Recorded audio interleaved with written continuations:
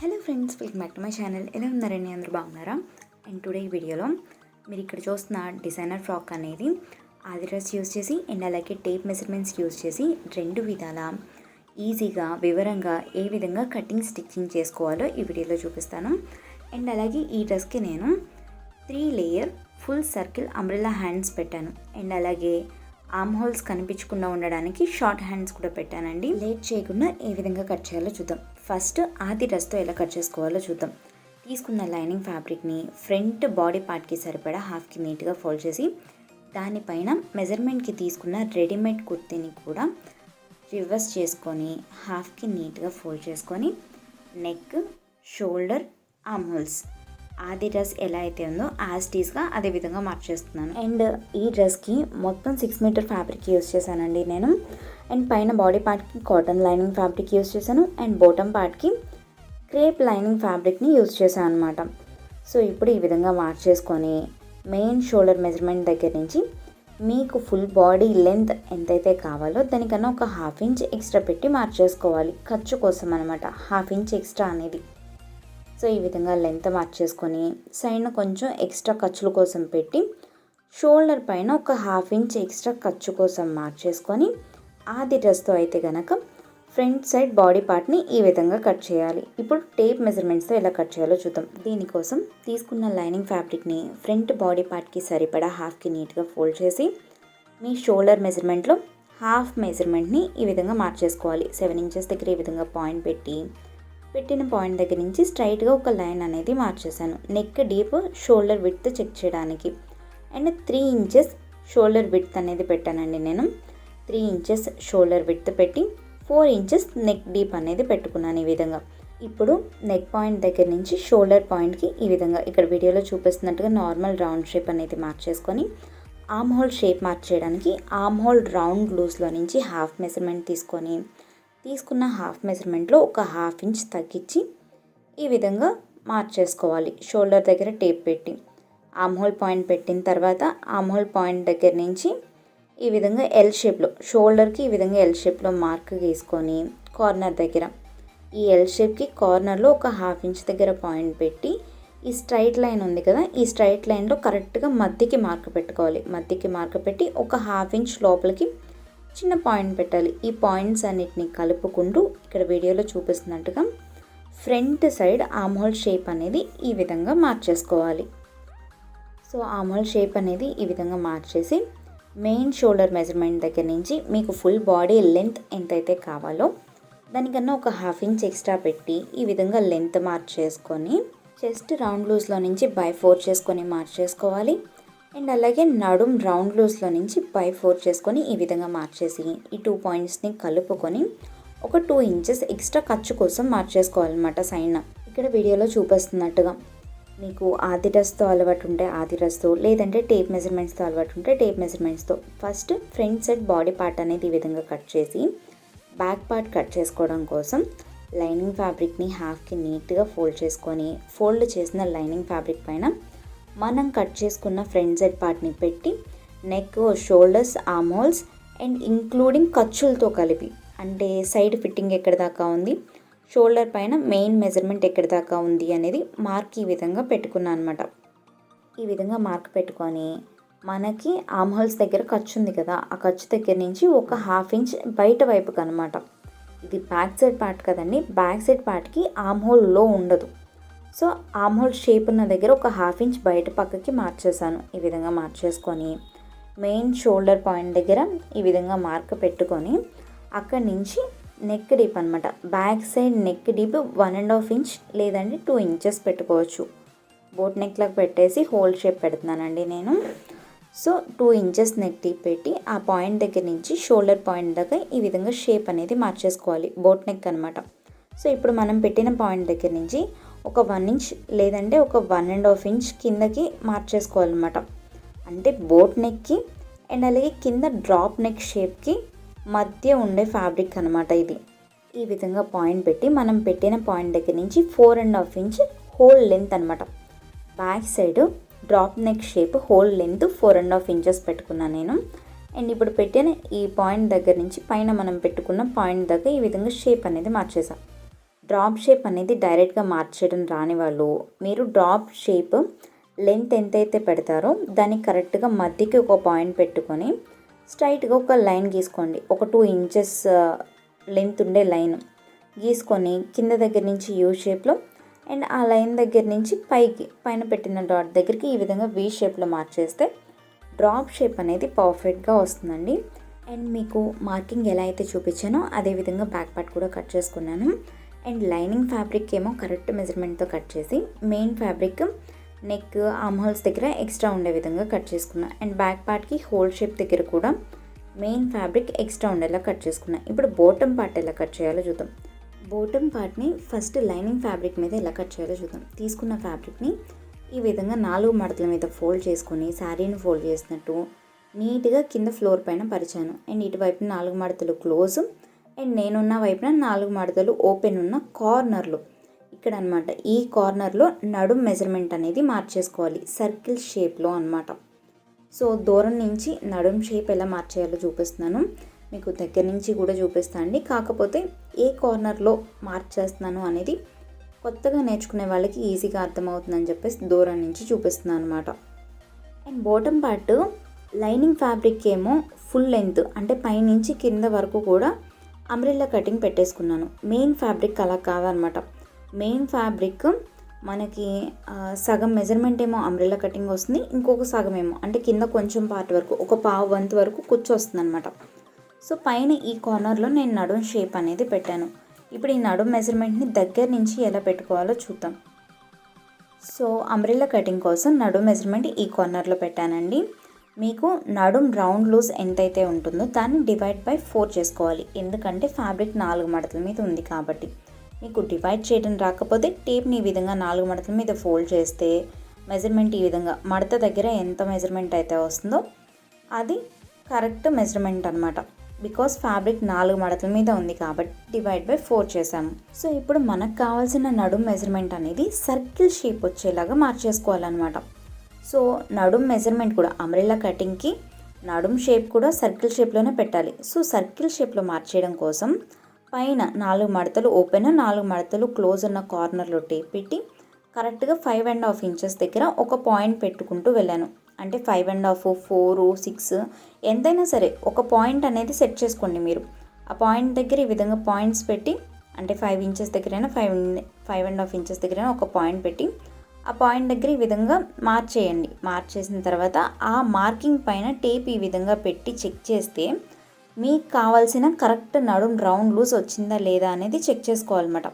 నాకు కావాల్సిన నడుం రౌండ్ లూజ్ కన్నా ఒక 2 ఇంచెస్ ఎక్స్ట్రా తీసుకున్నాను నేను ఖర్చు కోసం అనమాట. ఖర్చు కోసం ఒక 2 ఇంచెస్ ఎక్స్ట్రా పెట్టాను. సేమ్ ఇంతే అండి. నడుం మెజర్మెంట్ మీకు ఒకవేళ ఎక్కువ ఉంటే 6 ఇంచెస్ 7 ఇంచెస్ దగ్గర పాయింట్స్ పెట్టుకొని ఈ విధంగా మార్క్ గీసుకోవాలి. మీరు గీసిన ఆ మార్క్ పైన టేప్ ఈ విధంగా పెట్టినప్పుడు మీకు కావాల్సిన నడుం లూజ్ కరెక్ట్గా వచ్చిందా లేదా అనేది చెక్ చేసుకోవాలి. నాకు కావాల్సిన నడుం లూజ్ కన్నా ఒక 2 ఇంచెస్ ఎక్స్ట్రా ఖర్చుల కోసం నేను 2 ఇంచెస్ ఎక్స్ట్రా పెట్టుకున్నాను. సో నడుం మార్కింగ్ అనేది ఆ విధంగా చేశాను. ఇప్పుడు ఫుల్ లెంత్ పెడుతున్నాను అనమాట. ఫుల్ లెంత్ కూడా నేను పైన కార్నర్ దగ్గర నుంచే మార్చేసుకుంటున్నాను. ఎలాగంటే నేను మీకు ఎగ్జాంపుల్గా చెప్తున్నాను.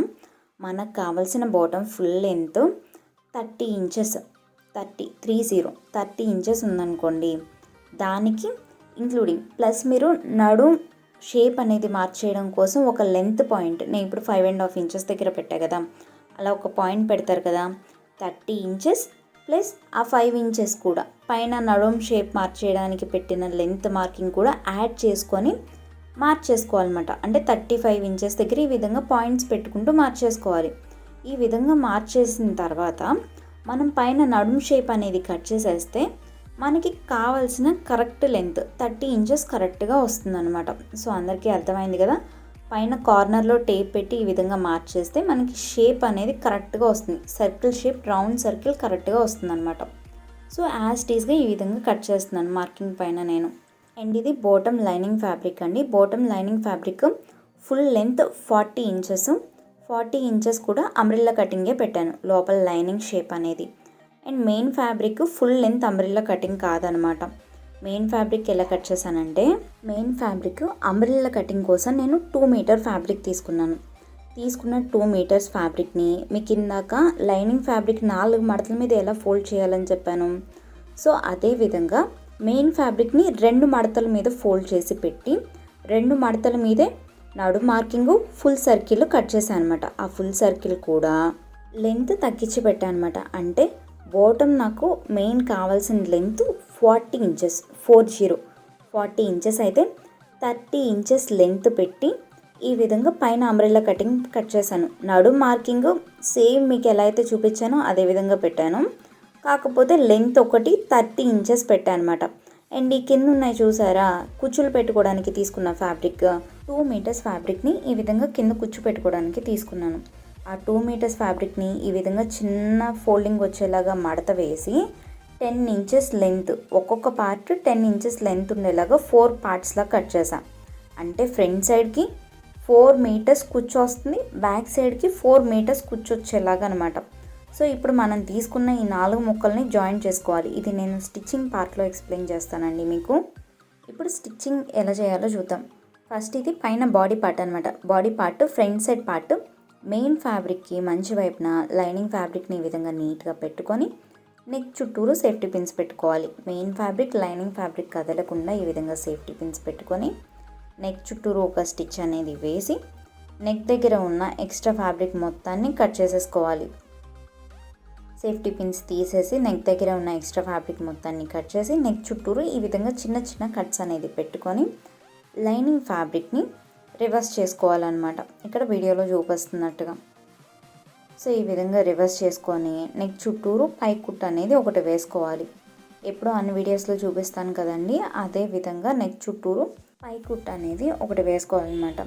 సో ఈ విధంగా పై కుట్టు వేసుకొని ఇప్పుడు మెయిన్ ఫ్యాబ్రిక్ని రివర్స్ చేసుకొని షోల్డర్స్ ఆర్మ్ హోల్స్ దగ్గర ఒక స్టిచ్ అనేది వేసుకొని ఎక్స్ట్రా ఉన్న మెయిన్ ఫ్యాబ్రిక్ని కట్ చేసుకోవాలి.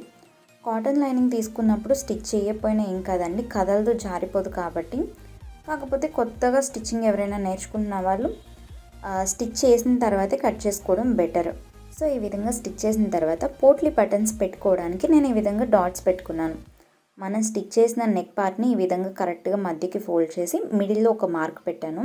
ఆ మిడిల్ పెట్టిన మార్క్ దగ్గర నుంచి ఫింగర్ గ్యాప్తో అనమాట, అంటే ఒక హాఫ్ ఇంచ్ డిస్టెన్స్కి ఒక పాయింట్ లాగా, ఆ పాయింట్ పెట్టిన ప్లేస్లో పోట్లీ బటన్ వచ్చేలాగా అనమాట. ఈ విధంగా నేను ఫింగర్ గ్యాప్ పెట్టుకున్నానండి. ఫింగర్ గ్యాప్కి ఒక పాయింట్ లాగా పెట్టేశాను.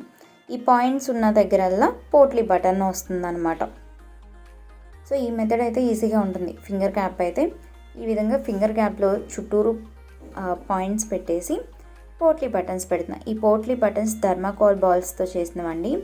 వాష్ చేసినా సరే ఈ బటన్స్ అనేది పాడవ్వు అనమాట. థర్మాకోల్ బాల్స్తో కదా, వాష్ చేస్తే పాడైపోతాయేమో అని చాలామంది అనుకుంటున్నారు, కానీ పాడవు.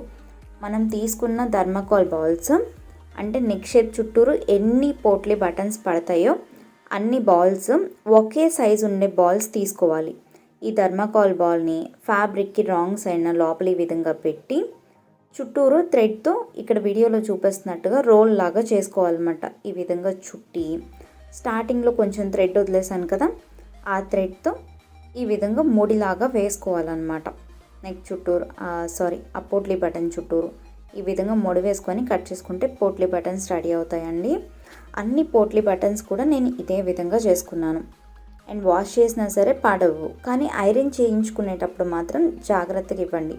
ఐరన్ చేస్తే తప్పల్లాగా అంటే ఫ్లాట్గా అయిపోతాయి అన్నమాట ఈ పోట్లీ బటన్స్. ఐరన్ చేసుకునేటప్పుడు జాగ్రత్తగా చేసుకుంటే చాలు.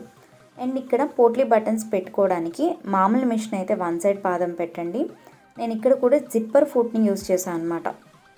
నాది ఎలక్ట్రిక్ స్టిచ్చింగ్ మిషన్ కదండి, సో నేను జిప్పర్ ఫుట్ యూజ్ చేశాను. మామూలుగా అయితే 1 సైడ్ పాదం పెట్టుకున్నా సరిపోతుంది. సో పోట్లీ బటన్ని కరెక్ట్గా నెక్ కింద ఈ విధంగా పెట్టుకొని కరెక్ట్గా ఇక్కడ వీడియోలో చూపిస్తున్నట్టుగా స్టిచ్ చేసుకోవాలి. అన్ని పోట్లీ బటన్స్ ఇంతనండి. And back side hole shape పెట్టాను కదా నేను, drop neck shape. Drop shape చుట్టూరు కూడా సేమ్ ఇదే ప్యాటర్న్ అనమాట. పోట్లీ బటన్స్ పెట్టుకొని స్టిచ్ చేశాను ఇదే ప్యాటర్న్లో. అండ్ మీకు ఈ వీడియో పరంగా ఏదైనా డౌట్స్ ఉంటే కనుక కింద కామెంట్ సెక్షన్లో కామెంట్ చేస్తే నేను రిప్లై ఇస్తాను అండి. సో నెక్ చుట్టూరు కూడా ఇదే విధంగా పోట్లీ బటన్స్ పెట్టాను. ఇప్పుడు బ్యాక్ సైడ్ పార్ట్ అనమాట. బ్యాక్ సైడ్ పార్ట్కి మెయిన్ ఫ్యాబ్రిక్కి మంచి వైపున లైనింగ్ ఫ్యాబ్రిక్ పెట్టుకొని పైన బోట్ నెక్ వచ్చిన దగ్గర చుట్టూరు సేఫ్టీ పిన్స్ పెట్టుకొని మీకు ఫ్రంట్ సైడ్ పార్ట్ ఏ విధంగా అయితే స్టిచ్చింగ్ చేసి రివర్స్ చేసుకోవాలి అని చూపించాను, సేమ్ అదే విధంగా నెక్ పార్ట్ని స్టిచ్ చేసి ఎక్స్ట్రా ఉన్న ఫ్యాబ్రిక్ని కట్ చేసేసి నెక్ చుట్టూరు చిన్న చిన్న కట్స్ అనేది పెట్టి ఈ విధంగా మెయిన్ ఫ్యాబ్రిక్ లైనింగ్ ఫ్యాబ్రిక్ని రివర్స్ చేశాను అనమాట. రివర్స్ చేసి పై కుట్టు ఒకటి వేసాను. పై కుట్టు వేసిన తర్వాత డ్రాప్ షేప్ చుట్టూరు సేఫ్టీ పిన్స్ పెట్టుకోవాలి. ఫ్యాబ్రిక్ కదలకుండా సేఫ్టీ పిన్స్ పెట్టుకొని బ్యాక్ సైడ్ పార్ట్కి కూడా డ్రాప్ షేప్ స్టిచ్ చేయక ముందే ఆర్మ్ హోల్స్ దగ్గర షోల్డర్ దగ్గర స్టిచ్ చేసి ఎక్స్ట్రా ఉన్న మెయిన్ ఫ్యాబ్రిక్ని కట్ చేసుకోవాలి. ఈ విధంగా కట్ చేసిన తర్వాత ఈ డ్రాప్ షేప్ చుట్టూరు అంటే మెయిన్ ఫ్యాబ్రిక్ లైనింగ్ ఫ్యాబ్రిక్ మాత్రమే కదలకుండా ఉండడం కోసం ఈ విధంగా ఒక స్టిచ్ అనేది వేసుకోవాలన్నమాట. ఈ విధంగా ఇక్కడ వీడియోలో చూపిస్తున్నట్టుగా. అండ్ ఈ వీడియోలో ఓన్లీ బాడీ పార్ట్ స్టిచ్చింగ్ మాత్రమే చూపిస్తుందండి, ఎందుకంటే బాటమ్ పార్ట్ కొంచెం టఫ్గా ఉంటుంది కొత్తగా నేర్చుకునే వాళ్ళకి. సో బాటమ్ పార్ట్ వరకు ఇంకొక వీడియో అప్లోడ్ చేస్తాను నేను. ఆ వీడియో అప్లోడ్ చేసిన తర్వాత ఈ వీడియో కింద డిస్క్రిప్షన్లో బాటమ్ పార్ట్ కటింగ్ వీడియో అంటే సెకండ్ పార్ట్ వీడియో లింక్ అని చెప్పేసి ఇస్తాను, చూడండి. అండ్ ఇక్కడ అంటే ఈ వీడియోలో బాటమ్ పార్ట్ కటింగ్ చేసే విధానంలో ఎవరికైనా ఏదైనా డౌట్స్ ఉంటే కూడా ఈ వీడియో కింద కామెంట్ సెక్షన్లో మెన్షన్ చేస్తే నేను సెకండ్ పార్ట్లో ఆ డౌట్స్ అన్ని క్లియర్ చేస్తూ చెప్తాను. సో డ్రాప్ షేప్ని మీకు ఇప్పుడు వీడియోలో చూపించినట్టుగా స్టిచ్ చేసి ఎక్స్ట్రా ఉన్న మెయిన్ ఫ్యాబ్రిక్ని కట్ చేసి డ్రాప్ షేప్ ఎలా అయితే ఉందో అదే విధంగా ఒక మెడపట్టి లాంటిది అనమాట. సేమ్ అదే షేప్లో ఒక 1 ఇంచ్ వెడల్పు ఉండేలా ఒక పీస్ తీసుకొని మధ్యలో డ్రాప్ షేప్ దగ్గర జస్ట్ చిన్న కట్టె పెట్టాను. అండ్ బ్యాక్ పార్ట్కి మెయిన్ ఫ్యాబ్రిక్కి మంచి వైపు అనమాట, మంచి వైపున మనం తీసుకున్న డ్రాప్ షేప్ అదే లైనింగ్ ఫ్యాబ్రిక్ పట్టీ ఉంది కదా, మెడ పట్టీ ఉంది కదా, సో దాన్ని ఈ విధంగా పెట్టి చుట్టూరు సేఫ్టీ పిన్స్ పెట్టుకొని అండ్ ఈ డ్రాప్ షేప్ చుట్టూరు కూడా మళ్ళీ ఒక స్టిచ్ అనేది వేసుకోవాలి ఇక్కడ వీడియోలో చూపిస్తున్నట్టుగా. అండ్ నేను ఎక్స్ట్రాగా యాడ్ చేసిన ఆ పార్ట్కి అంటే మెడపట్టి కోసం తీసుకున్న చిన్న పీస్ని కదా, దానికి డ్రాప్ షేప్ కూడా ఫస్ట్ చిన్నగానే కట్ చేశాను. తర్వాత ఈ విధంగా మనకి స్టిచ్చింగ్ అయిపోయిన తర్వాత కరెక్ట్ షేప్ అనేది కట్ చేసుకున్నాను. కట్ చేసుకొని నెక్ చుట్టూరు ఈ విధంగా అంటే నెక్ షేప్ హోల్ షేప్ చుట్టూరు చిన్న చిన్న కట్స్ అనేది పెట్టి ఈ ఫ్యాబ్రిక్ని రివర్స్ చేసుకొని పై కుట్ అనేది ఒకటి వేసి సేమ్ ఫ్రంట్ సైడ్ పైన బోట్ నెక్కి ఏ విధంగా అయితే మనం మార్కింగ్ పెట్టుకొని ఈ పోట్లీ బటన్స్ యాడ్ చేసుకున్నామో అదేవిధంగా బ్యాక్ సైడ్ డ్రాప్ షేప్ కూడా యాడ్ చేసుకొని ఈ పోట్లీ బటన్స్ అన్నిటినీ లైనింగ్కి ఒక స్టిచ్ అనేది వేసేసా పైకి రాకుండా నీట్గా ఉండడం కోసం. అండ్ దీని చుట్టూరు చేతి పని చేసుకోవాలండి లోపల ఉన్న ఎక్స్ట్రా పీస్కి. ఇప్పుడు బ్యాక్ పార్ట్ పైన ఫ్రంట్ సైడ్ పార్ట్ ఈ విధంగా పెట్టుకొని షోల్డర్స్ రెండు ఇక్కడ వీడియోలో చూపిస్తున్నట్టుగా జాయింట్ చేసుకోవాలి. ఈ విధంగా ఒకదానిపైన ఒకటి పెట్టుకొని షోల్డర్స్ రెండు ఈ విధంగా జాయింట్ వేసుకోవాలి. హ్యాండ్స్ పార్ట్ కూడా ఈ వీడియోలో చూపించట్లేదండి, ఎందుకంటే వీడియో బాగా లెంత్ అయిపోతుంది. అందరికీ అర్థమయ్యేలా చూపించాలంటే, ఎందుకంటే 3 layer full circle umbrella with cap hands అనమాట. ఆర్మ్ హోల్స్ కనిపించకుండా క్యాప్ హ్యాండ్స్ పెట్టాను కదా, సో బాగా లెంత్ అవుతుందని ఈ వీడియోలో చూపించట్లేదు. వీడియో అయితే కంప్లీట్ అయింది. Thanks for watching this video.